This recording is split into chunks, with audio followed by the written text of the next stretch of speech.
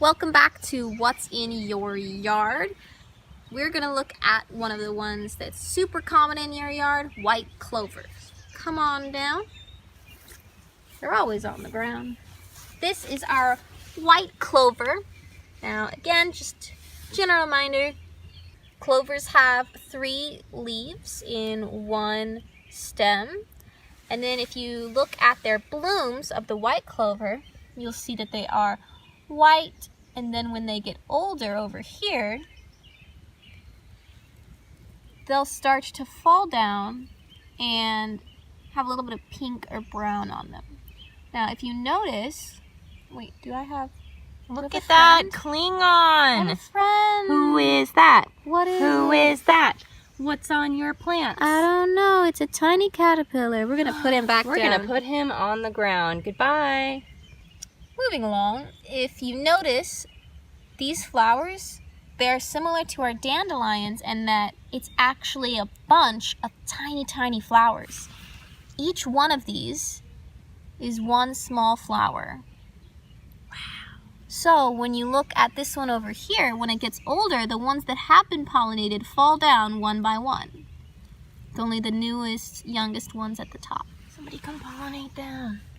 These are primarily pollinated by bumblebees and the European honeybee.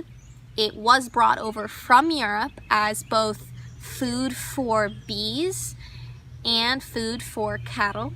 In terms of direct uses for clover, you can boil and then eat the clover. You can't eat it raw because it does need to be broken down a little so that we can digest it.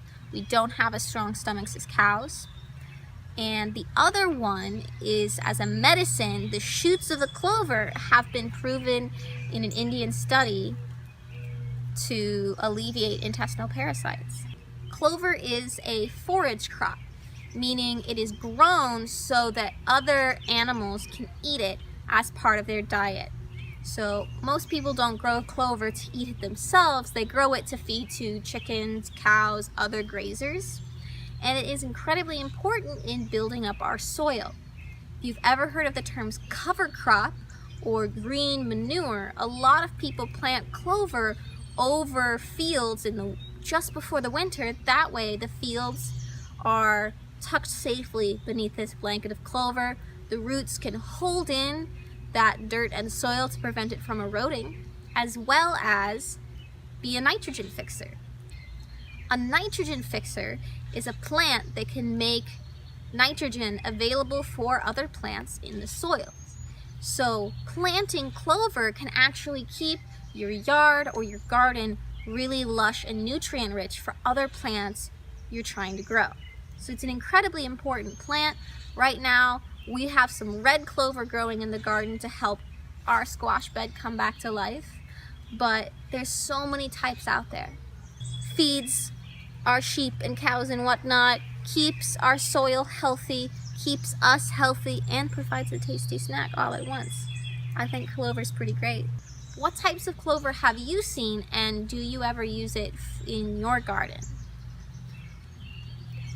Thank you, Clover. Thank you, Clover. Thank you, Clover, for giving us healthy soil. You're amazing.